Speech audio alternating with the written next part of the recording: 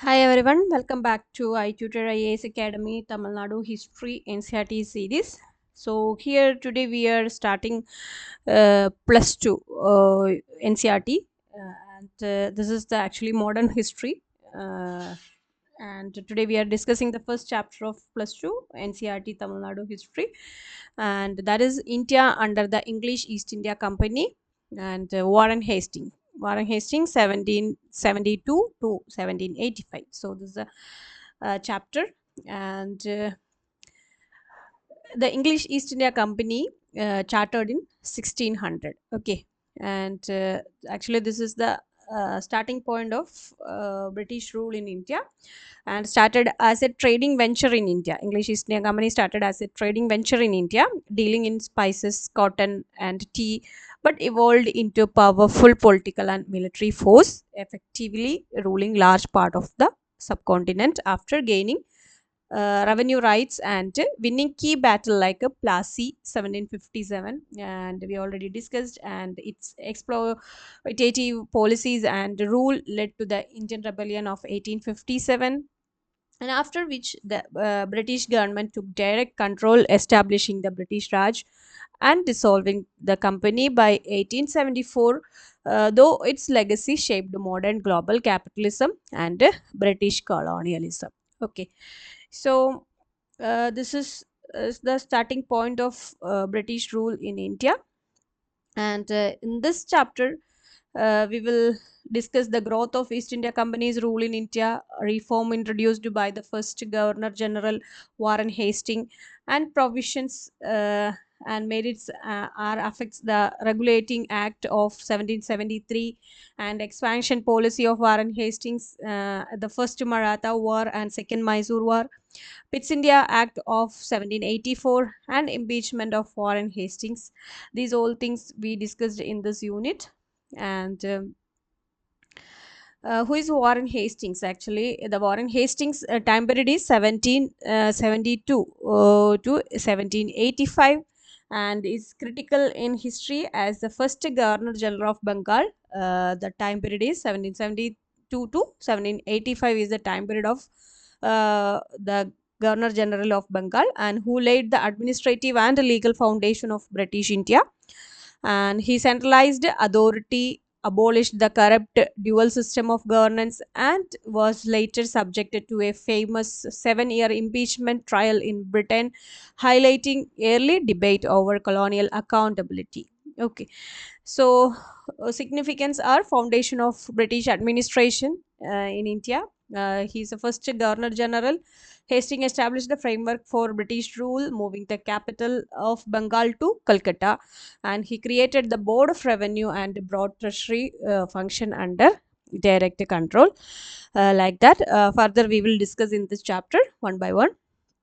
So the first of all, this is a picture of Warren Hastings, and here is a picture.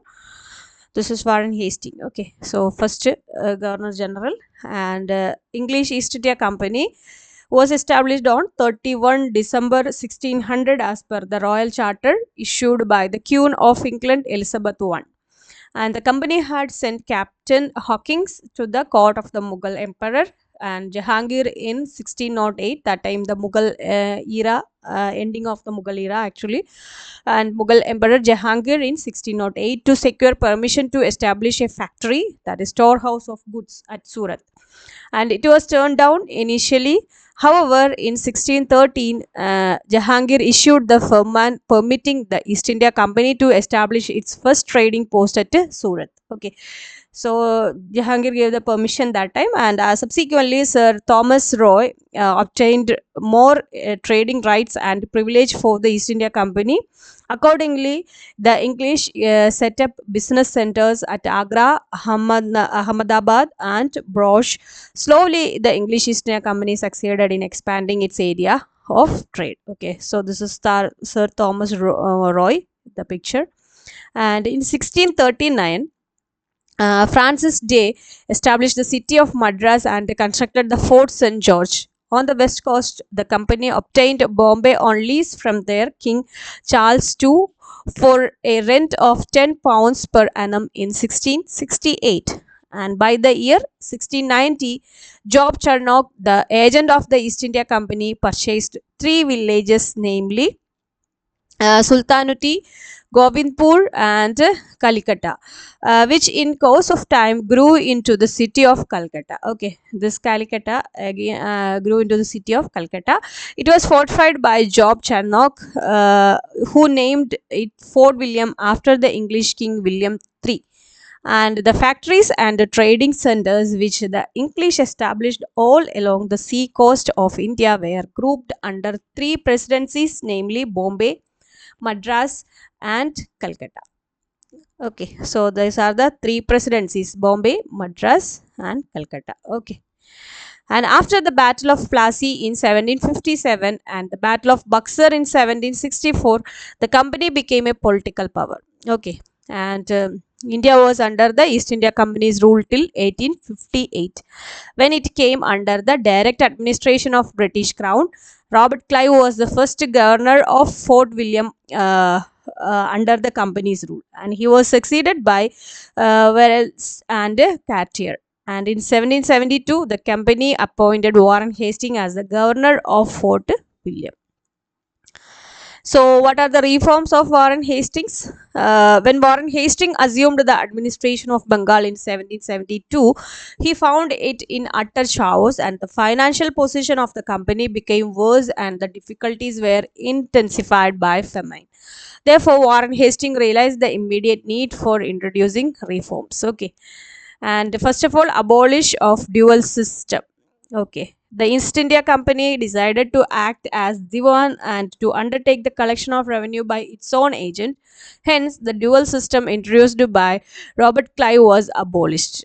And as a measure to improve the finance of the company, Warren Hastings reduced the Nawab's allowance of 32 lakh of rupees to half that amount. Okay, and he also stopped the annual payment of 26 lakh given to the Mughal emperor. So these all things he abolished. Revenue reform. After the abolition of the dual system, the responsibility of collecting the revenue fell on the shoulder of the company. For that purpose, the Board of Revenue was established at Calcutta to supervise the collection of revenue. And English collectors were appointed in each district, and the treasury was removed from Murshidabad to Calcutta, and accountant general was appointed. And Calcutta thus became the capital of Bengal in 1772 and shortly after of British India. And the Board of Revenue farmed out the lands by auction for a period of 5 years instead of 1 year in order to find out their real value, and the zamindars were given priority in the auction. And however, certain good measures were taken to safeguard the interest of the peasant, and arbitrary cesses and unreasonable fines were abolished. Besides, restrictions were imposed on the enhancement of rent, yet the system was a failure, and many zamindars default and the arrears of revenue accumulated. Okay, and reorganization of the judicial system. And the judicial system at that time, Warren Hastings ascendancy was a storehouse of abuse, and the Nawab, who was hitherto the chief administrator of justice, misused his power. Often his judgments were careless. The zamindars, who acted as judges at a lower level with their own areas, were highly corrupt and prejudiced, and on the whole, the judicial institution suffered from extreme corruption.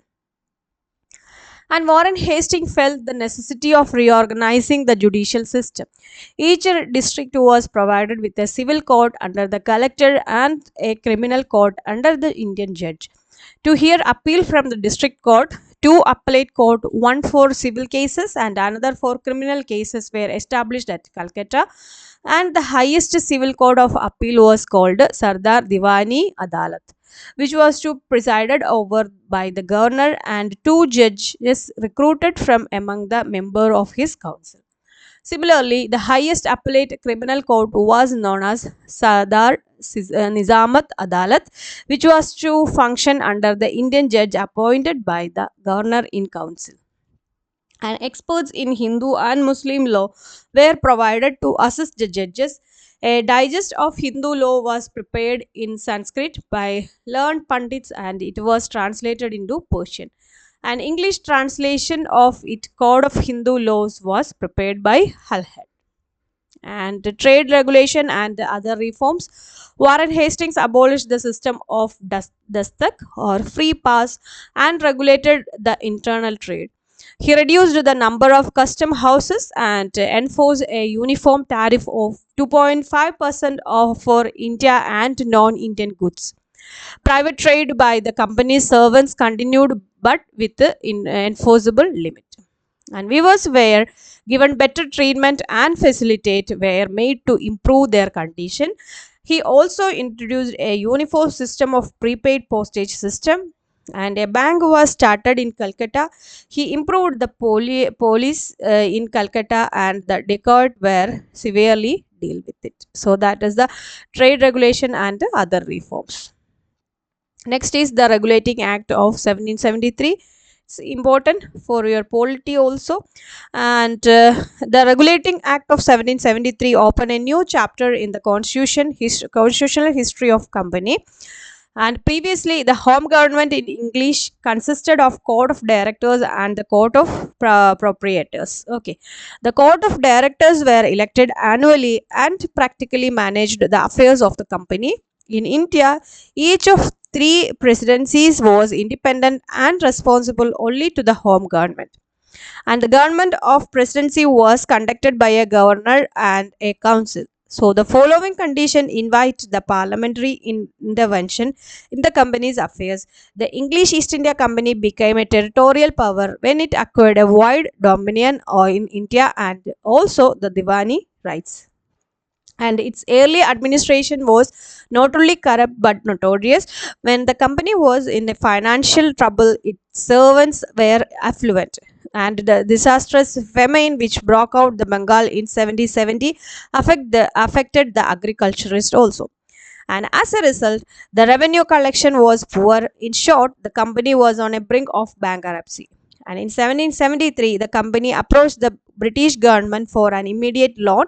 It was under these circumstances that the Parliament of England resolved to regulate the affairs of the company. And Lord North, the Prime Minister of England, appointed a selected committee to inquire into the affairs of the company. And the report submitted by the committee paved the way for the enactment of Regulating Act. And provisions of the act are: the Regulating Act reformed the company's government at home and in India. And the important provision of the act were: first one is the term of the office of the members of the court of directors was extended from 1 year to 4 years. Okay, so the time period extended 1 year to 4 years, and 1/4 of them were to retired every year, and the retiring directors were not eligible for re-election. Okay, so that is the first condition. And next is the governor of Bengal was styled the Governor General of Fort William, whose tenure of office was for a period of 5 years. Okay, so Governor of Bengal for 5 years, and a council of 4 members was appointed to assist the Governor General. The government was to be conducted in accordance with the decision of the majority, and the Governor General had a casting vote in case of a tie. Okay, that is the third one. And the Governor General in Council was made supreme over the other presidencies in matter of war and peace. And next one is provision was made in the act of the establishment of a Supreme Court at Calcutta, consisting of a Chief Justice and 3 junior judges, and it was to be independent of the Governor General in Council. And in 1774, the Supreme Court was established by Royal Charter. And the last provision is: the act prevented the servant of the company, including the Governor General, members of his council, and the judges of Supreme Court, from receiving directly or indirectly any gift in kind or cash. Okay, so these are the six provisions under this Regulating Act 1773. Okay, and merit and demerit of the acts. The significance of the Regulating Act: in it brought the affair of the company under the control of Parliament. Beside, it provides that the Parliament of England was concerned about the welfare of Indians. And the great merit of this act is that it put an end to the arbitrary rule of the company and provide a framework for all future enactment relating to the governing of India. That is one of the merit. And the main defect of the act was that the Governor General was made powerless because the council, which was given supreme power, often created deadlock by overruling his decision. However, many of these defects were rectified by the Pitt's India Act 1784. Okay. Expansionist policy of Warren Hastings. Warren Hastings was known for his expansionist policy. His administration witnessed the Rohilla War, the first Anglo-Maratha War, and the second Mysore War. Okay, first of all, for Anglo-Maratha War, and second is Anglo-Mysore War. Okay, so witnessed the Rohilla War. So Rohilla War around 1774. Rohilkhand was a small kingdom situated with the Oudh and the Marathas. Okay, please note down this region in your map study. Its ruler was Hafiz Rahmat Khan. He concluded a defensive treaty in 1772 with the Nawab of Oudh, fearing an attack by the Marathas, but no such attack took place. But the Nawab demanded money. When Rahmat Khan evaded, the Nawab, with the help of the British, invaded Rohilkhand, and Warren Hastings, who sent the British troop against Rohilkhand, was severely criticized for his policy on Rohilla affairs. And the first Anglo-Maratha War, the time period of Anglo-Maratha War was 1775 to 82. Okay. And the Marathas were largely remained disunited since the third battle of Panipat. We already discussed in plus one chapters, last chapters, and please refer that video. And the internal conflict among the Marathas was best utilized by the British in their expansionist policy. In 1775, there was a dispute for the power of Peshwa between Madhav Rao and his uncle Raghunath Rao. And the British authorities in Bombay concluded the Treaty of Surat with Raghunatha Rao in March 1775, and Raghunatha Rao promised to cede Bezin and Salsette to the British, but later, when he was unwilling to fulfill his promise, the British captured them. Okay. And this action of Bombay government was not approved by Warren Hastings. In 1776, Warren Hastings sent Colonel up to settle the issue, and he cancelled the Treaty of Surat and concluded the Treaty of Purandar with Nana Fadnavis, another Maratha leader. According to this treaty, Madhav Rao too was accepted as the new Peshwa, and the British retained Salsette along the heavy war indemnity. And however, the home authorities rejected the Treaty of Purandar, and Warren Hastings also considered the Treaty of Purandar as scrap of paper and sanctioned operation against the Marathas.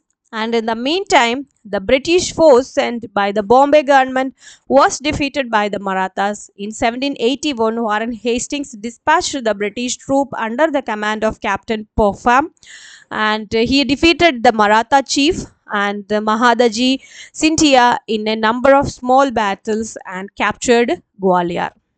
Okay. Later in May 1782, the Treaty of Salabai was signed between Warren Hastings and Mahadaji Scindia. Accordingly, Salsette and Basin were given to the British. And Raghunath Rao was pensioned off, and Madhav Rao too was accepted as a Peshwa. And the Treaty of Salbai established the British influence in Indian politics, and it provided the British 20 years of peace with the Marathas, and the treaty also enabled the British to exert pressure on Mysore with the help of Maratha in recovering their territories from Hyder Ali. And thus the British on the one hand saved themselves from combined opposition of Indian powers, and on the other succeeded in dividing the Indian powers also. Okay. So Britishers' main rule was the divide and rule is the main policy of Britishers. Okay. And that is about Anglo-Maratha War. Okay. Next is Anglo-Mysore War. that is around 1780 to 84. So this is the picture of Hyder Ali here.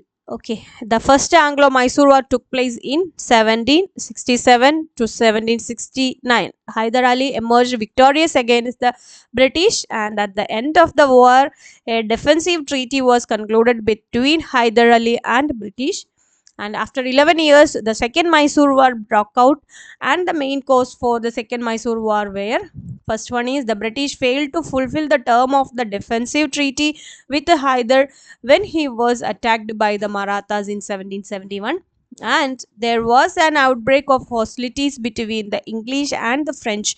An ally of Hyder is the French during the American War of Independence. And third is the British captured Mahi, a French settlement with the Hyder's territory, and Hyder Ali formed a grand alliance with the Nizam of Hyderabad and the Maratha against the British in 1779. So these are the reason for the second Anglo-Mysore War. Okay. And the war began when the British led their forces through Hyder's territory without his permission to capture Guntur in the northern Sarkar, and Hyder Ali defeated Colonel Bailey and captured Arcot in 1780.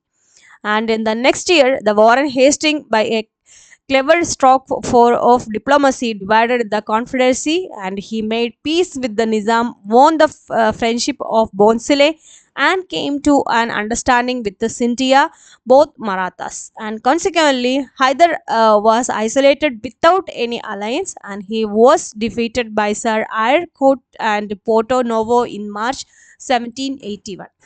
In December 1782, Hyder died of cancer at the age of 60, and his death was kept secret till his son Tipu Sultan assumed power. Okay. And the second Mysore Wars came to end by the Treaty of Mangalore in 1783. Accordingly, all conquests were mutually restored and the prisoners on both sides were liberated. So this is the end of the Anglo-Mysore War. Next is Pitt's India Act 1784. The Regulating Act proved to be an unsatisfactory document as it failed in its objective.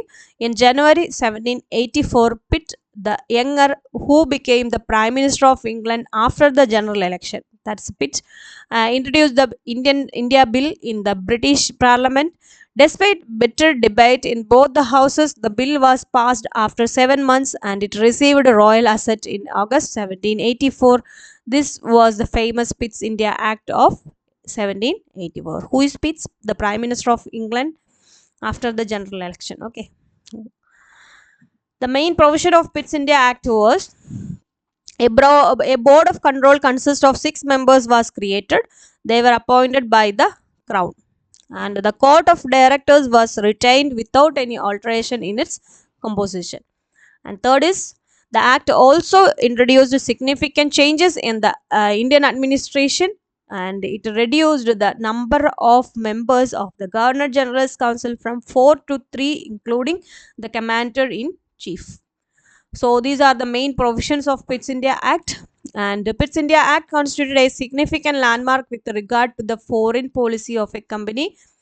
And a critical review of the act revealed that it had introduced a kind of contradiction in the function of the company, and the court of directors controlled its commercial functions, whereas the board of control maintained its political affairs. In fact, the board represented the king and the directors symbolized the company. Okay, so that's the key points of Pitt's India Act 1784.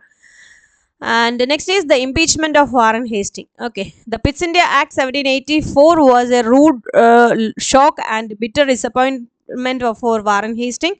The Prime Minister's speech censoring the policy of the government of Bengal was considered by Warren Hastings as a reflection on his personal character and his personal character, and his image and reputation were tarnished in England, and therefore he resigned and left India in June 1785. And in 1787, Warren Hastings was impeached in the parliament by Edmund Burke and Weiss for his administrative excess, and Burke brought forward 22 charges against him. The most important of them were related to the Rohilla War, the cases of Nandakumar. Okay. uh, the treatment of Raja Chait Singh of Banaras, and the pressure on the Begum of Oath. After a long trial, which lasted,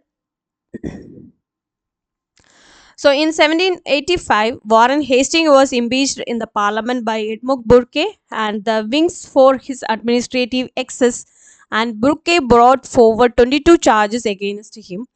The most important of them were related to Rohilla War, the case of Nandakumar. Okay, what is who is Nandakumar? Actually, Nandakumar was an influential official in Bengal, and he was hanged to death by the verdict of the Supreme Court at Calcutta for a petty offense of forgery. And the English law was applied in this judgment, and it was contended that the Warren Hastings and Sir Elijah Impey, the judge of Supreme Court, conspired against Nandakumar. Okay, and Warren Hastings imposed a heavy penalty on the Raja chasing of Benares for his delay in the payment of tribute, and disposed him in a unjust manner. Okay, that is one case. And the Begum of Oath were mother and grandmother of the Nawab of Oath, and Warren Hastings helped the Nawab by sending his troops to help of Nawab, who squeezed money from the Begum, and this was high-handed policy. Okay, so that's the one reason. And after long trial, which lasted till 1795, Warren Hastings was completely acquitted, and he received pension from the company and lived till 1880. Okay, so that is the impeachment of Warren Hastings. And estimate of Warren Hastings. What is all about Warren Hastings? He was gifted personality, endowed with strong will, great energy, and resourcefulness. And his long stay in Bengal in the shadow of the Mughal culture tradition gave him enough opportunity to learn Oriental language such as Bengali, the local language, and the Persian and the diplomatic language, and to develop Oriental taste, since he considered Indian culture as a basis for sound Indian administration, and he patronized the learning of Indian language and art. And his task was a challenging one, since he was surrounded by hostile foes, and he faced his external enemies with unflinching courage and unfailing resources, and his internal opponent with the extraordinary patience and firmness. It was on the foundation which Warren Hastings laid down that others erected a stately edifice. Okay, so that is about Warren Hastings. And so far in this chapter, we discussed about how was the East India Company established its rule in India, the reform of Warren Hastings, such as revenue, judicial, and trade, and purpose of regulating act, its merit and demerit, and expansion policy of Warren Hastings, and outcome of the first Anglo-Maratha War and second Anglo-Mysore War, and the importance of Pitt's India Act of 1784, and the general achievement of Warren Hastings. These all we discussed in this chapter. And any doubts, you can contact us anytime. And for more videos, you just do like, share, and subscribe our channel. Thank you so much.